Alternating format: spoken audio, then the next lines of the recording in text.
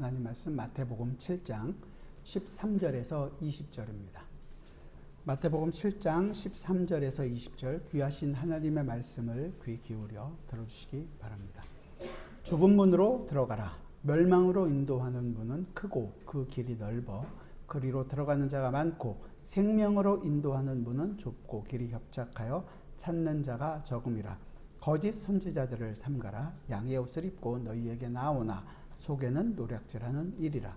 그들의 열매로 그들을 알지니 가시나무에서 포도를 또는 엉겅퀴에서 무화과를 따겠느냐. 이와 같이 좋은 나무마다 아름다운 열매를 맺고 못된 나무가 나쁜 열매를 맺나니 좋은 나무가 나쁜 열매를 맺을 수 없고 못된 나무가 아름다운 열매를 맺을 수 없느니라. 아름다운 열매를 맺지 아니하는 나무마다 찍혀 불에 던져지느니라. 이러므로 그들의 열매로 그들을 알리라. 아멘. 이제 우리가 보고 있는 마태복음 7장 13절부터 마지막 29절까지는 이 우리가 계속 살펴봤던 산상수훈의 마지막 결론에 해당되는 부분입니다. 주님께서는 이 산상수훈을 이제 결론을 지면서 네 가지를 비교하는 거예요. 네 개의 비교를 가지고 말씀을 맺히고 있습니다. 이 네 가지 비교는 진짜와 가짜를 한 쌍으로 대조를 시키면서 이루는 거죠. 그래서 좁은 문과 넓은 문, 좋은 나무, 나쁜 나무, 좋은 나무에서는 좋은 열매, 나쁜 나무에서는 나쁜 열매. 그리고 이제 다음 주에 보게 될 주여 주여 하는 자, 주님의 말씀을 듣고 뜻대로 행하는 자, 반석 위에 짓는 지혜로운 자, 모래 위에 짓는 어리석은 자, 이렇게 비교를 합니다.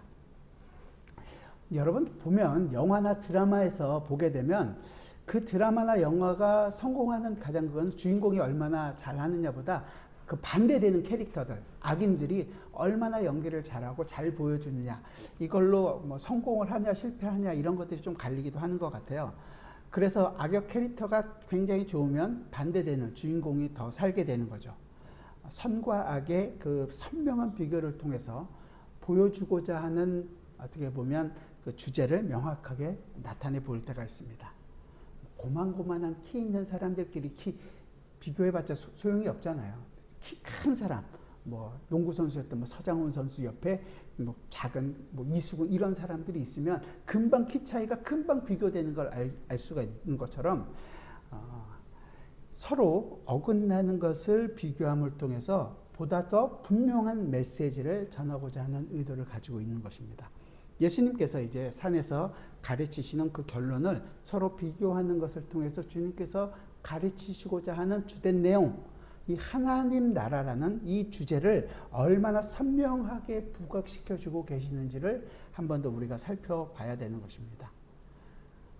정말 그런데 우리는 언제나 표면적으로 글씨 있는 내용만 이해하는 경향들이 참 많이 있죠. 그 전 진짜 하나님 나라, 이 비교를 통해서 우리가 하나님 나라를 알아가는 것, 우리 마음속에 그렇게 되기를 정말로 바랍니다.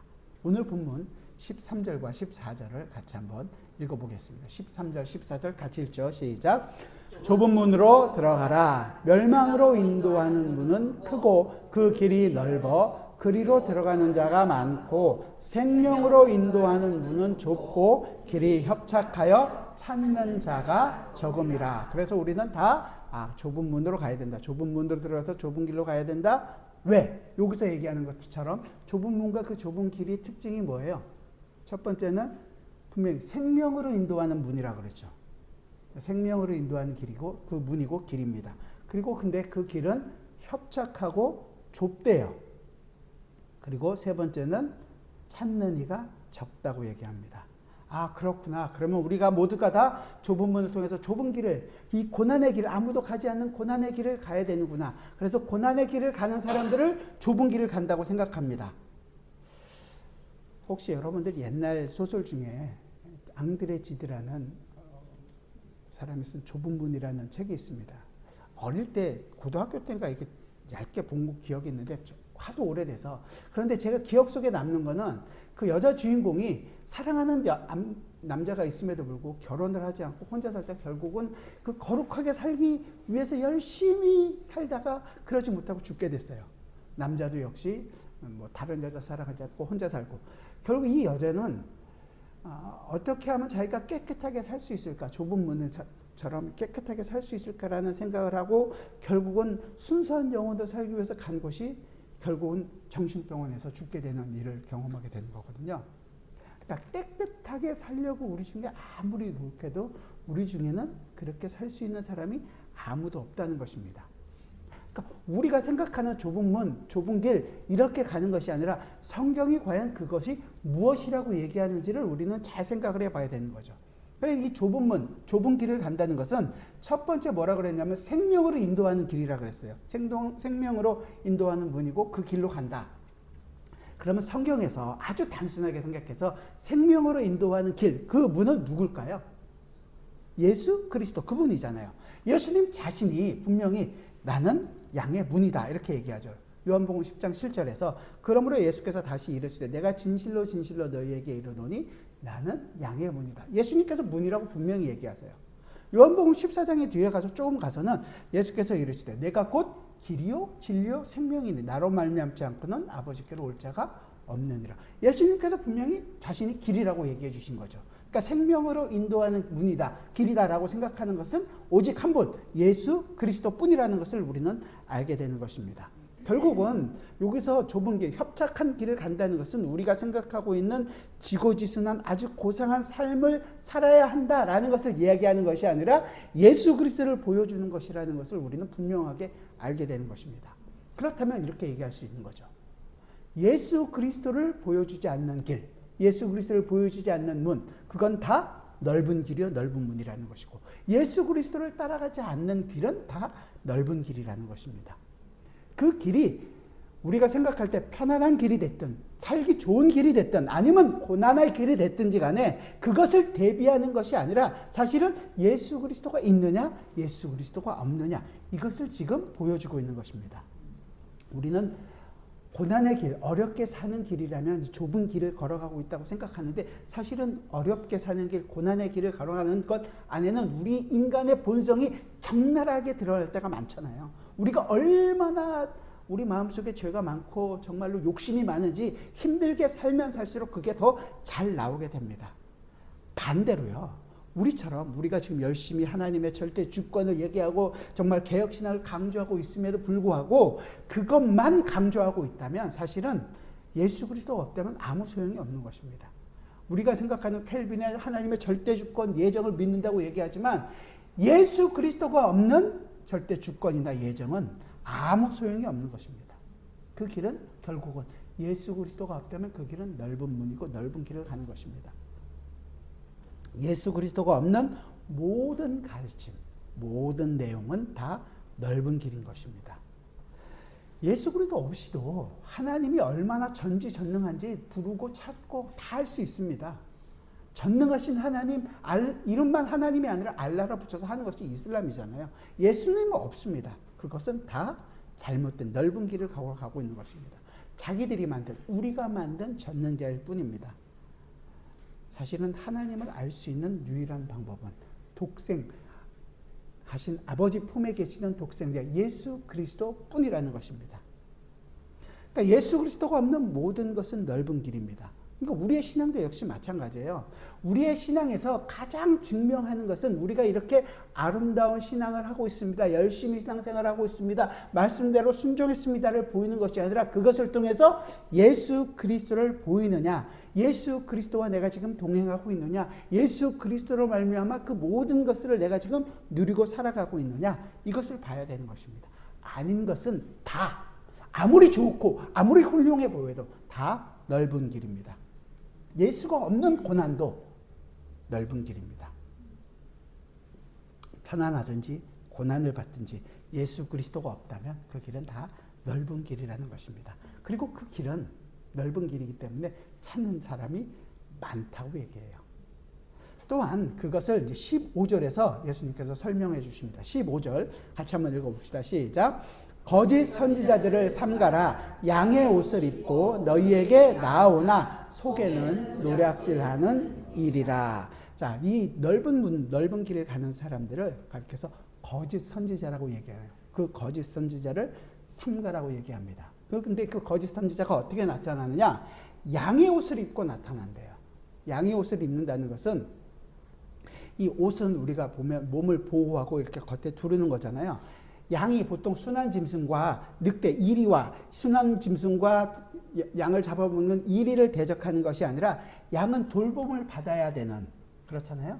그래서 그 돌봄 받고 이런 사람이고, 그런데 그 양의 옷을 입고 있는 이리가 양의 옷을 입고 있는 거예요. 우리가 딱 보면 저게 양인지 일인지 알아볼 수 있을까요? 알아볼 수 어렵다는 것이 이게 바로 특징인 것입니다. 이단들의 가르침을 보면 우리 금방 알 수 있죠. 저게 이단인지 신천지, 통일교, 몰몬 이런 사람들은 여호와의 증인 금방 알 수 있습니다. 그런데 모르는 건 뭐예요? 구분이 힘든 것. 우리랑 똑같이 이 시간에 예배를 드리고 똑같이 말씀을 전하고 똑같이 다 모든 것을 하는데도 불구하고 예수 그리스도가 그 안에 없다면 이건 굉장히 어려운 거죠. 구분하기 어렵다는 것이 굉장히 좀 이 지금 얘기하고 있는 예수님께서 양의 옷을 입고 있다라는 것을 의미하고 있는 것입니다. 많은 설교도 듣고 많은 가르침을 받습니다. 하지만 그 안에는 거짓 선지자의 가르침이 있을 수 있다는 것입니다. 구분이 안 될 때가 있다는 거예요. 그래서 이 거짓 선지자라는 것을 어떻게 하면 구분할 수 있을까? 그 거짓 선지자들은 결국은 어떤 교회 모든 교리나 가르침들을 가지고 하나의 형식으로 만들어서 나타내진 것입니다. 네, 우리는 그것을 거짓 선지자의 가르침이라고 얘기하는 것입니다. 모든 종교적인 형식을 얘기하는 거예요. 예배 드릴 때도 이 예배가 어떤 순서에 의해서 이게 형식화되면 우리는 그것을 굉장히 조심해야 되는 거죠. 형식은 필요합니다. 하지만 그건 형식화해서 이것대로만 해야 된다고 생각하는 것 자체는 잘못이라는 거죠. 이것을 통해서 뭘? 예수 그리스도를 보이고 있느냐, 예수 그리스도의 그 예배 안에서, 하나님의 예배 안에서 우리가 예배하고 있다는 것을 경험하고 있느냐 이거예요. 그러니까 종교적인 형식을 가지고 있는 것이 바로 이 양의 옷을 입고 와서 우리에게 보이는 거죠. 예수 그리스도를 보이지 않는 이 내용이 바로 양의 옷을 입고 있다는 것입니다. 이건 거짓 선지자들, 목회자뿐만이 아니라 모든 성도 역시 마찬가지라는 것이에요. 무슨 일을 하든지 간에 그 일을 가지고 예수 그리스도를 보이지 않는 것은 교회 안에서든 여러분의 삶에서든 특히 교회 안에서 종교적인 형식으로 드러나게 되면 그건 다 양의 옷, 가짜라는 것입니다. 예를 들면 이런 거죠.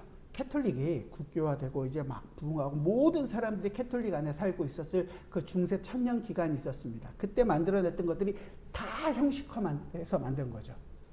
예배도 형식화, 미사 형식, 제사 형식으로 만들어 놓고 어떤 뭐 성찬도 마찬가지고 뭐 정말로 예를 든다면 성수 같은 것도 있죠. 들어가게 되면 성수, 거룩한 그것이 있어서 마치 그 물이 거룩한 물이 돼서 사람을 뿌려주면 거룩하게 되는 것처럼.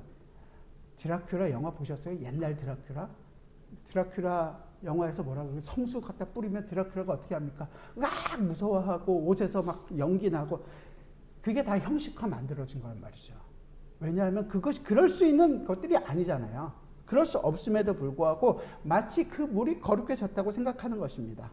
그 능력이 있다고 생각하는 거죠.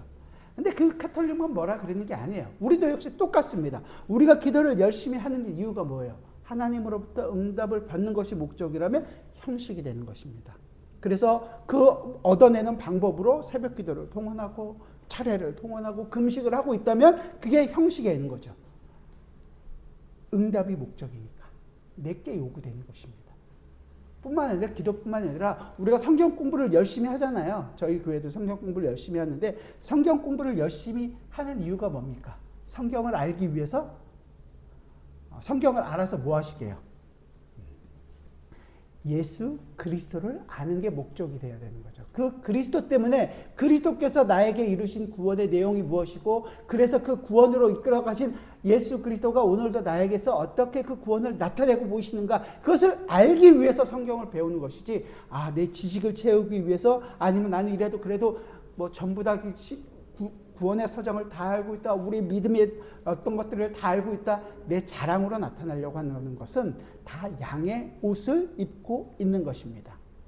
그리고 우리는 어느 정도 이런 것에 굉장히 뛰어나요. 그러고 싶어하는 사람들이라는 것입니다.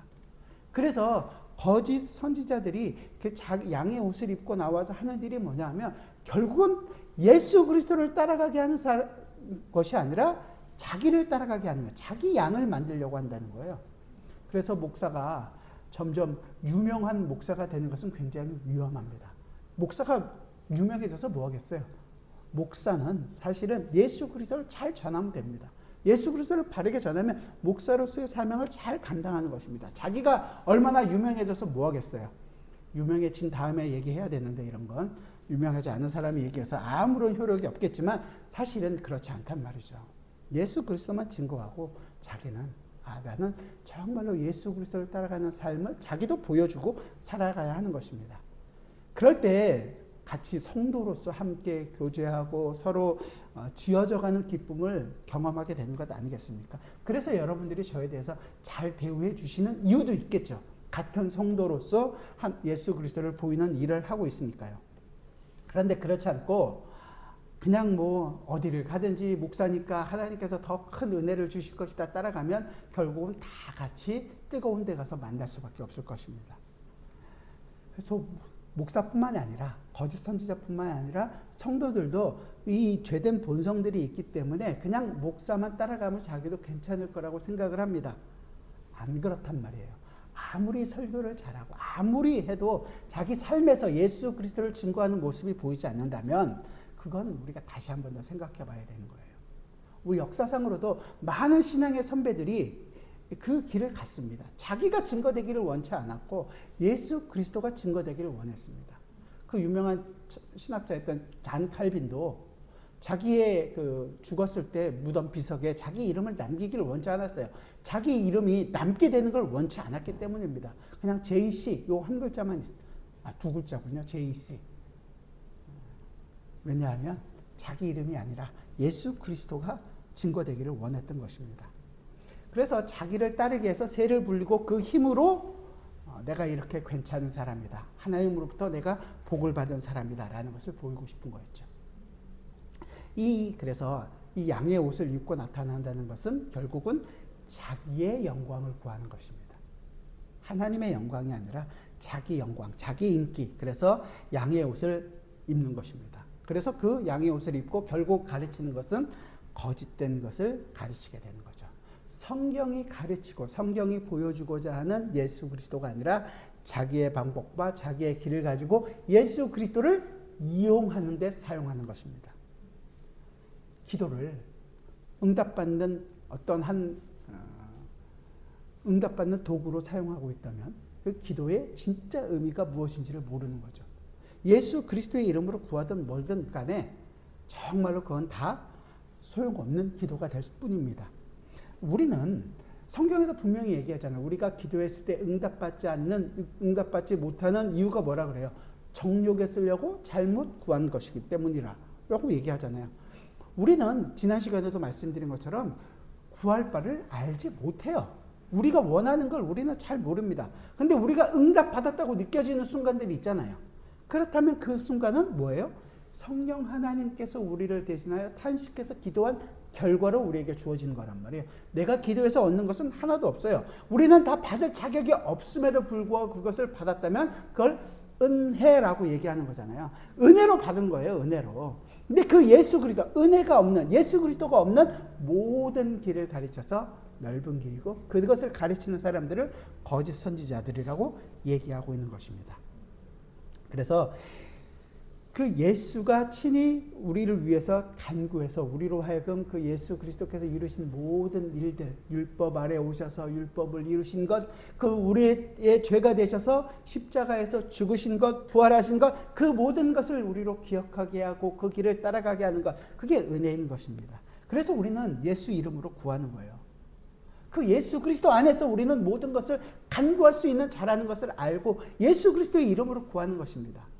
기도할 때 마지막에 그냥 주문처럼 불어넣어서 예수 이름으로 기도합니다. 그러면 다 들어주실 거니까 그러는 것이 아니라 그 예수 그리스도 때문에 이 기도가 가능하다는 것을 알고 기도하는 것입니다. 그래서 마지막 이 거짓 선지자들은 결국은 다 넓은 길이니까 좁은 길이 없다는 거예요. 예수가 없다는 겁니다. 예수가 없는 것은 예수님께서 우리에게 분명하게 가르치고 있는 그 가르침의 내용이 없는 것입니다. 예레미야서를 한번 찾아볼까요? 그러니까 우리에게 주는 것을 정확하게 주는 것이 아니라 진통제나 마약처럼 우리에게 주고 끝난다는 것입니다. 예레미야 8장입니다. 구약성경 1063페이지.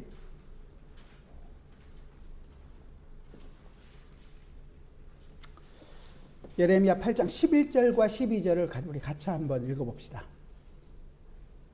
예레미야 8장 11절과 12절 같이 한 목소리를 같이 읽겠습니다. 시작. 그들이 딸 내 백성의 상처를 가볍게 여기면서 말하기를 평강하다 평강하다 하나 평강이 없도다. 그들이 가증한 일을 행할 때 부끄러워하였느냐? 아니라 조금도 부끄러워하지 않을 뿐 아니라 얼굴도 붉어지지 아니하였느니라. 그러므로 그들이 엎드러질 자와 함께 엎드러질 것이라. 내가 그들을 벌할 때에 그들이 거꾸러지리라. 여호와의 말씀입니다. 그들이 딸 백성, 이스라엘 백성의 상처를, 그들이 지금 타락하고 잘못됐는데 우리가 죄를 짓고 있는데 그것을 어떻게 여긴다고요? 가볍게 여긴다고요. 가볍게. 그래서 그냥 진통제 하나를 주고 마약 주는 것으로 끝난다는 것입니다. 그러니까 의사로 치면 완전 최악의 의사인 거죠. 영적으로도 굉장히 최악인 거예요. 그냥 마약 하나, 진통제 하나 던져주고 너는 괜찮다, 평안하다, 평안하다. 그런데 뭐라 그래요? 그들에게는 평안이 없다는 것입니다. 예수 그리스도가 없는 모든 길은 다 넓은 길이에요. 결국은 다 그 길은 아무리 좋아 보여도 사라질 것입니다.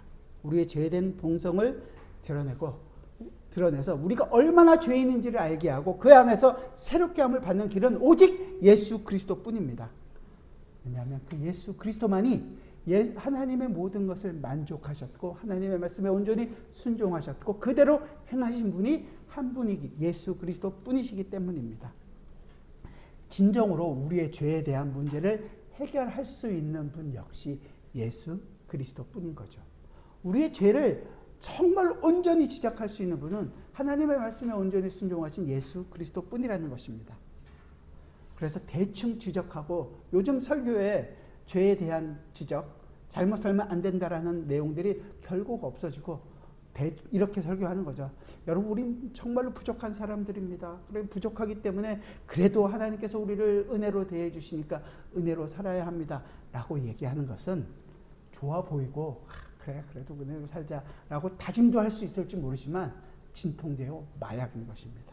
우리의 본 모습, 우리는 성경이 얘기한 대로 얘기한다면 허물과 죄로 죽은 자들입니다.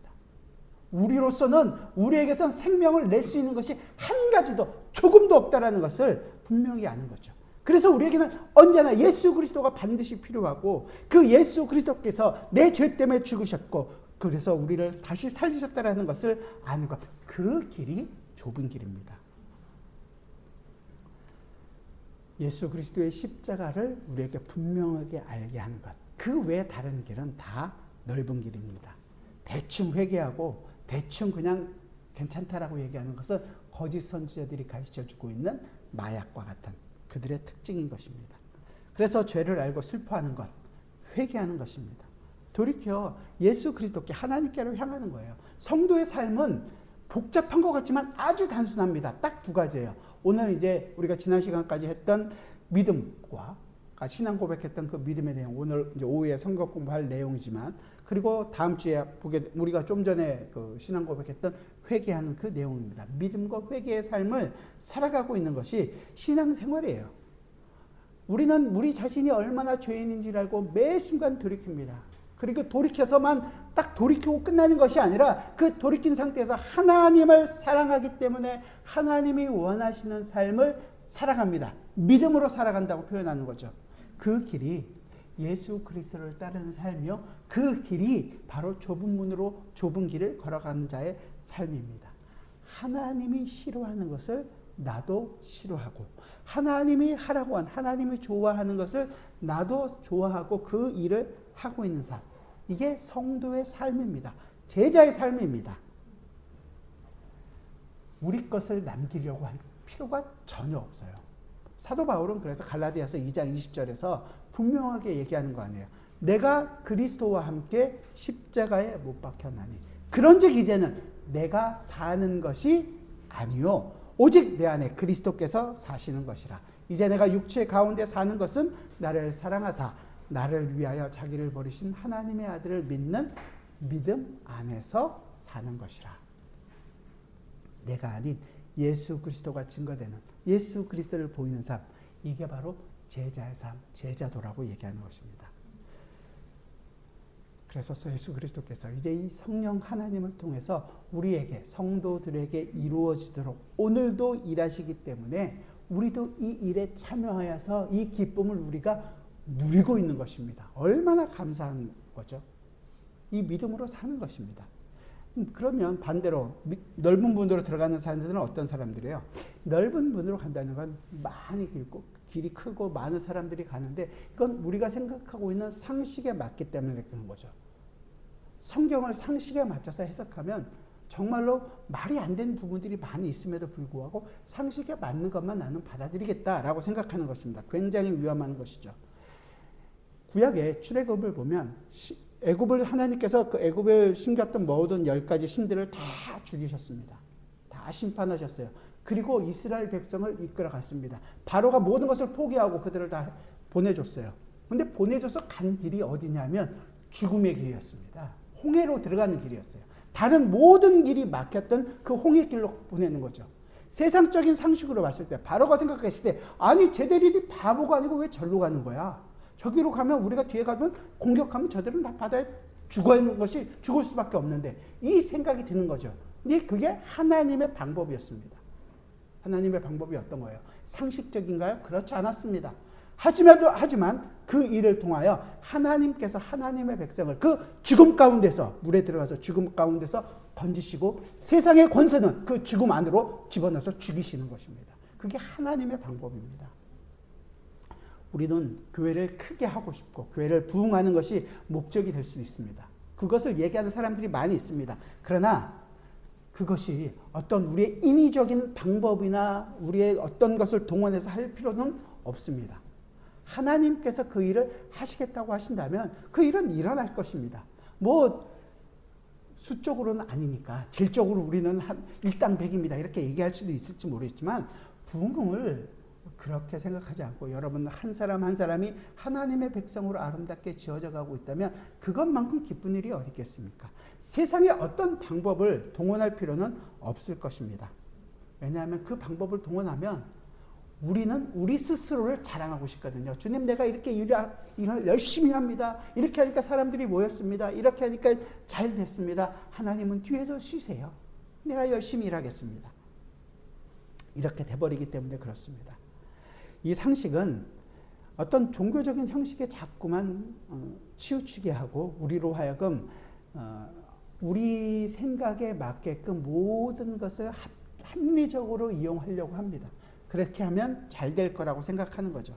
그러면 뭐 사람들도 많이 오고 교회도 부흥하고 하나님께서 우리 교회에 이렇게 큰 일을 하고 있다고 우리끼리는 생각할 수 있습니다.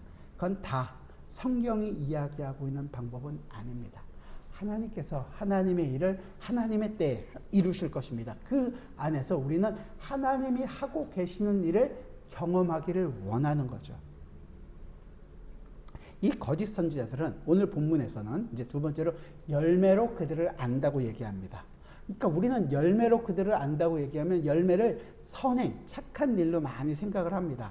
왜냐하면 그 선행이 도덕적으로 가치가 있다고 좀 전에 얘기했던 우리가 갖고 있는 상식에 맞기 때문에 그래요.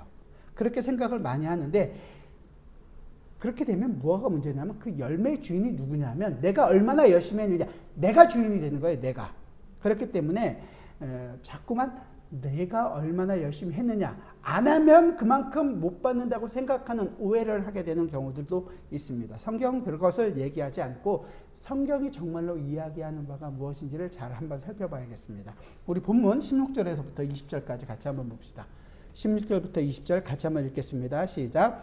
그들의 열매로 그들을 알지니 가시나무에서 포도를 또는 엉겅퀴에서 무화과를 따겠느냐. 이와 같이 좋은 나무마다 아름다운 열매를 맺고 못된 나무가 나쁜 열매를 맺나니 좋은 나무가 나쁜 열매를 맺을 수 없고 못된 나무가 아름다운 열매를 맺을 수 없느니라. 아름다운 열매를 맺지 아니하는 나무마다 찢겨 불에 던져지느니라. 이러므로 그들의 열매로 그들을 알리라. 아멘. 자, 좁은 문이 바로 이 거짓 선지자들의 특징 중에 하나가 열매라는 거죠. 그 열매가 어떤 걸로 나오냐면, 여기서 얘기한 좋은 열매는 포도나무와 무화과인데 반대되는 것이 가시나무와 가시덩굴과 가시나무와 엉겅퀴라는 거잖아요. 이 가시와 엉겅퀴는 계속해서 성경에 자주 등장합니다. 어디서부터 등장하는지 아세요 혹시? 창세기 3장에서부터 등장합니다. 창세기 3장은 아담이 처음 타락한 후에 하나님으로부터 심판을 받을 때부터 등장을 해요. 너는 이제 밖에 나가서 땀 흘려서 수고해야 된다. 근데 수고하는데 세상은 어떻게 해요? 가시덤불과 너에게 엉겅퀴를 낼 것이다. 고생이 있다라는 것입니다. 이 타락한 인간에 대한 저주를 하나님께서 얘기하는 거죠. 결국은 가시와 엉겅퀴는 저주의 상징으로 등장하는 것이에요. 그런데 이 가시와 엉겅퀴가 예수님께서 나중에 이제 우리가 마태복음 13장 가면 나오게 되는데 13장에 가면 그 유명한 씨 뿌리는 비유가 나옵니다. 그 씨 뿌리는 비유에 가시떨기에 떨어졌다는 부분이 나오거든요. 그것을 해석해 주시는데 예수님이 뭐라고 얘기하냐면 13장 22절에서 가시떨기에 뿌려졌다는 것은 말씀을 들으나 세상의 염려와 재물의 유혹에 말씀이 막혀 결실하지 못하는 자요. 결국은 가시떨불이 어떤 거예요? 세상의 염려와 재물의 유혹이라는 거죠. 그러니까 결국 거짓 선지자들이 가르치고 있는 그 모든 것들의 특징은 뭐냐면 세상의 근심, 재물에 대한 유혹이 된다는 거예요. 그 유혹이 가능한 이유는 왜 그럴까요? 우리가 그 근심이 많기 때문에 그래요. 그 유혹 앞에 우리가 잘 넘어지기 때문에 그렇습니다. 성경은 여러분들이 어떤 문제를 가지고 있는지에 대해서 관심이 그렇게 없습니다. 아니, 보다 정확하게 얘기하면 우리가 가지고 있는 진짜 문제, 허물과 죄로 죽었다라는 그 문제를 해결하기를 원하는 것이지, 그 이후에 우리가 살아가면서 무엇 먹을까, 무엇을 입을까 걱정하고 근심하고 살아가는 거에는 관심이 없습니다. 그러면 관심이 없으면 그 문제는 하나님께서 해결도 안 해주시나요? 아니요, 해결해 주시죠. 그런데 우리가 원하는 방식으로 해결해 주시는 것이 아니라 하나님이 원하시는, 하나님이 하나님의 백성을 만드시는 방법으로 이루어진다는 것입니다. 그런데 우선 여기서 거짓 선지자들이 얘기하고 있는 세상의 근심과 재물의 물질의 유혹을 해결할 것처럼 우리를 유혹하는 거죠. 그래서 우리는 그들이 가르치고 있는 내용을 잘 판단할 필요가 있는 것입니다. 뭐 성경을 제대로 이해하기 위한 교리적인 부분이 있다면 그것을 잘 배우셔야 하는 거죠.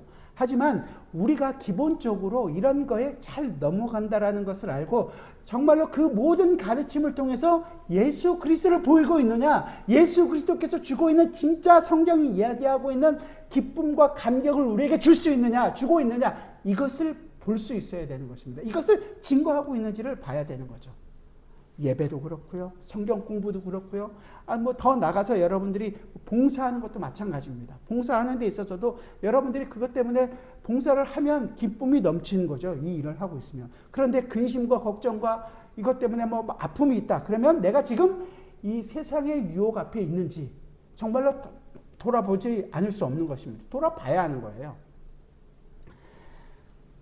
우리는 언제나 우리 문제가 해결되기를 너무도 원하는 사람들입니다. 그리고 그것을 복이라고 생각하는 사람들이에요. 근데 하나님께서는 우리에게 원하는 것이 우리의 문제를 해결하는 것이 아니라 그 모든 것을 통해서 예수 그리스도를 알게 되고 예수 그리스도를 경험하고 예수 그리스도를 살아가기를 원하는 것입니다.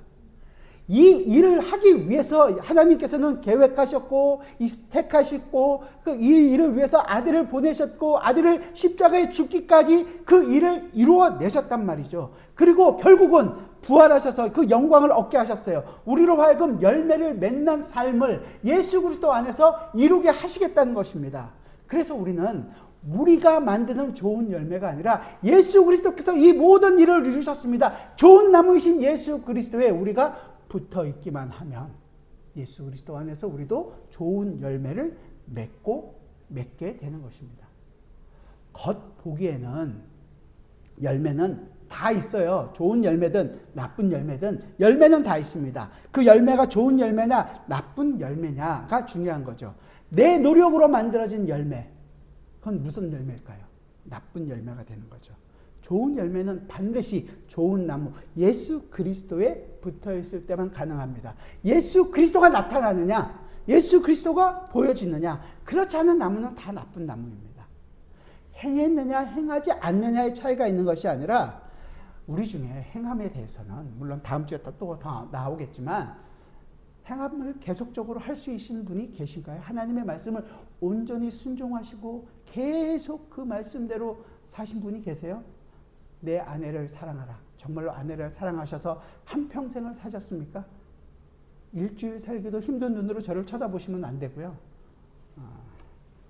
제 찔리는 얘기이기도 하지만 그럴 수 없는 사람들이라는 것을 저희는 너무도 잘 알지 않습니까?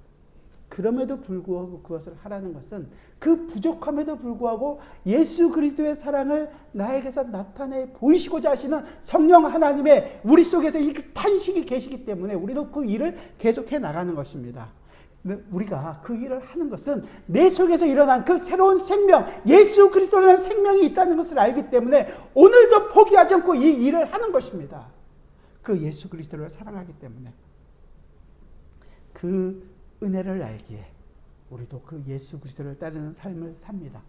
그 내 행동으로 열매를 맺는 것이 아니라 예수 그리스도라는 나무에 붙어 있어서 우리도 좋은 열매를 맺게 됩니다. 예수님께서 하신 일, 그 일들이 우리의 삶에서 하나하나 나타날 때 그것이 정말로 기쁨이 되는 거예요.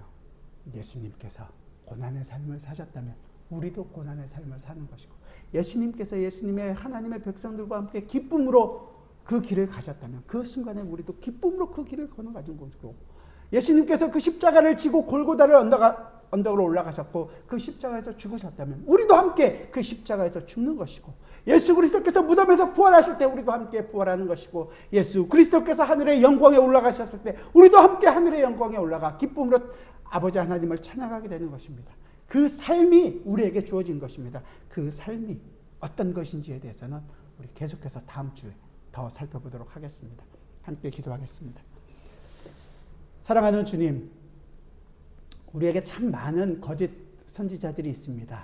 양의 옷을 입고 우리를 유혹하고 우리를 넘어뜨리려고 합니다. 또 그때마다 우리가 이 세상에 속한 자로 살던 것이 너무도 많기에, 또 우리의 상식에, 우리의 이때까지 했던 경험에 부합되기에 잘 넘어갑니다. 주님, 우리에게 하나님의 말씀을 밝히 할 수 있는 지혜를 허락하여 주시고, 오 성령 하나님께서 우리 속에서 예수 그리스도 외 다른 어떤 것으로도 우리의 것을 채우지 않겠다고 고백하게 하여 주셔서 유혹에 흔들리지 않고 오직 예수 그리스도의 십자가만을 붙들고 그 예수 그리스도만을 의지하는 믿음으로 살아가는 저희 모두가 되게 하여 주옵소서.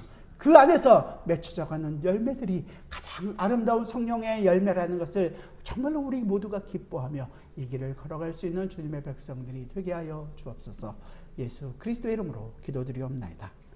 아멘.